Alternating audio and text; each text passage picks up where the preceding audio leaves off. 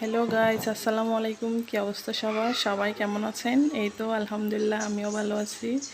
নতুন আরেকটা রেসিপি নিয়ে চলে আসছি। এটা হচ্ছে স্পঞ্জ মিষ্টি রেসিপি। এখানে আমি প্রায় তরল দুধ নিয়ে নিছি 1 লিটার। এগুলো প্রথমে আমি পাটায় নেব। তার জন্য আমি পানির সাথে ভিনেগার 2 চামচ ভিনেগার অ্যাড করছি। অ্যাড করার পরে আমি এখানে 2 চামচ হচ্ছে ভিনেগার দিয়ে দিব। দিয়ে দেওয়ার পরে দেখেন দুধগুলা পেটে গেছে। এখন আমি সেগুলা ছেঁকে নিব। এখানে একটা আমি কাপড় নিয়ে নিছি। কাপড় দিয়ে আমি ভালো করে ধুয়ে ছেঁকে নিচ্ছি, যাতে করে এই হচ্ছে মানে সবগুলা পানি ঝরে যায়। তার জন্য আমি 5 থেকে 10 মিনিট এটাকে আটকায় রাখবো। কারণ হচ্ছে এখানে পানি থাকলে মিষ্টিটা স্পঞ্জ হবে না ভালো করে। সে কারণে হচ্ছে আমি পানিটা ভালো করে চিপাই নেব।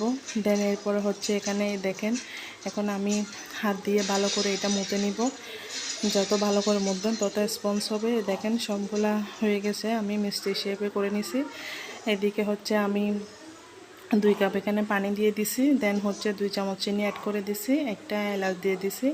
আপনারা চাইলে বেশি দিতে পারবেন। আমি হচ্ছে একটু কম খাই চিনি, সেজন্য কম দিছি। দেন এরপরে হচ্ছে তো মিষ্টিগুলো দিয়ে দিছি। দিয়ে দেওয়ার পরে দেখেন মাশাআল্লাহ খুব সুন্দর হয়েছে ফুলে ফুলে। তো আমার রেসিপি ভালো লাগলে আপনারা আমার চ্যানেলটা সাবস্ক্রাইব করবেন। খুব ইজি একটা মিষ্টির রেসিপি। তো সবাই ভালো থাকবেন, সুস্থ থাকবেন। আবার দেখা হবে। আসসালামু আলাইকুম।